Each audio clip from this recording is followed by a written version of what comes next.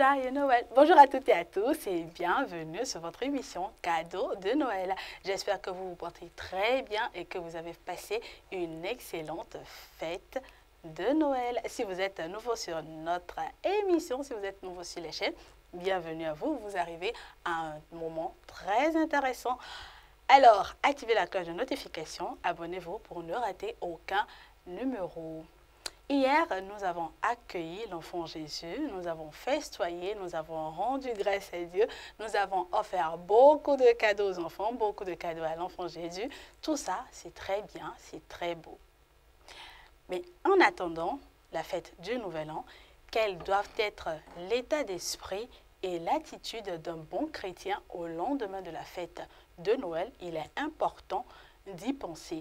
Et pour vous aider, pour nous aider à mieux vivre ces jours, à mieux vivre cette octave de Noël, je reçois une nouvelle fois sur ce plateau le Père Marius Nougodé. Je le rappelle, il est l'aumônier diocésain de l'enfance missionnaire. Bonjour mon Père. Bonjour Marianne. Et merci pour votre disponibilité. Avec joie. Alors, dites-nous, Père, quelle doivent être l'attitude et l'état d'esprit d'un bon chrétien au lendemain de la nativité du Seigneur? Alors, au lendemain de la nativité du Seigneur, je recense pour nous 3 états d'esprit pour le chrétien. Pour le chrétien, le premier état d'esprit que je trouve, c'est la joie. La joie, parce que rappelez-vous, pendant le temps de l'Avent et même à Noël, le Seigneur nous a lancé un appel, soyez toujours dans la joie. Il a bien dit toujours.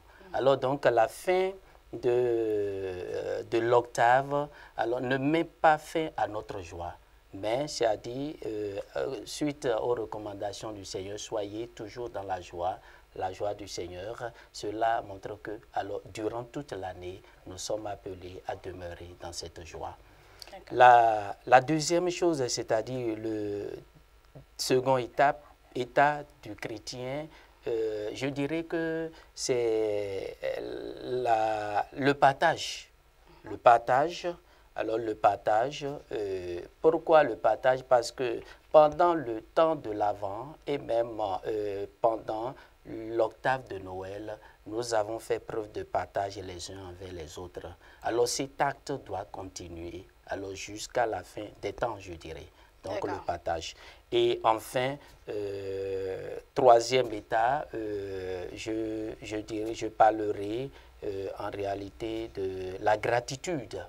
La gratitude, c'est-à-dire la reconnaissance.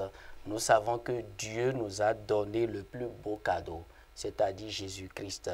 Et il est de bon temps que l'homme essaie de rendre grâce à Dieu durant toute l'année. Alors donc le merci ou bien l'action de grâce ne se limite pas simplement au temps de Noël, mais c'est durant alors toute l'année. Donc la gratitude envers le Seigneur.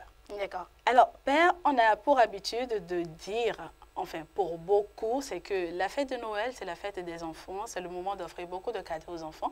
Mais pour ceux qui n'ont pas l'habitude d'aller aux messes des enfants pour suivre quand même les homélies des prêtres à ces messes-là, ou qui ne savent pas que Noël, ce n'est pas que pour les enfants, mais c'est également pour les adultes. Ce n'est pas seulement festoyer, ce n'est pas seulement offrir des cadeaux.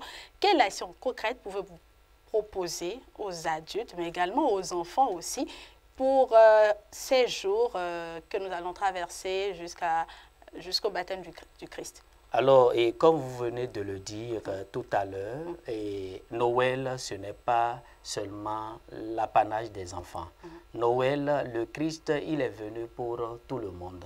Hein, rappelez-vous de l'annonce de l'ange. Alors, je vous annonce une bonne nouvelle.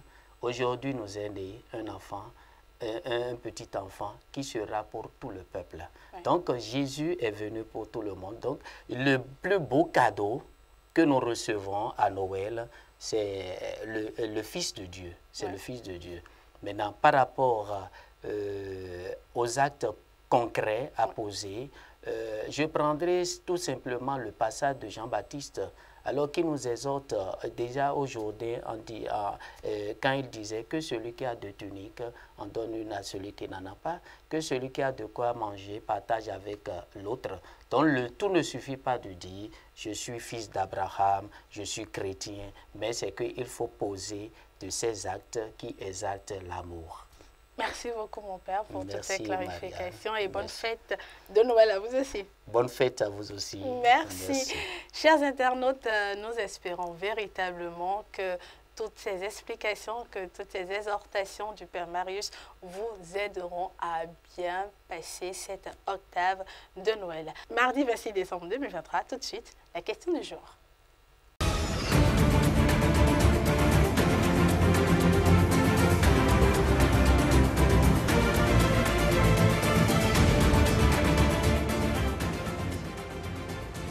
Et voilà pour la question en du jour. Bonne chance à vous. N'hésitez pas à envoyer votre réponse au 98 37 60 60 via WhatsApp. Merci à vous pour votre attention. Merci d'être resté jusqu'à la fin de cette vidéo. On se retrouve demain pour un nouveau numéro de cadeau de Noël. Cadeau de Noël, un cadeau pour Jésus, un cadeau pour nous. À demain.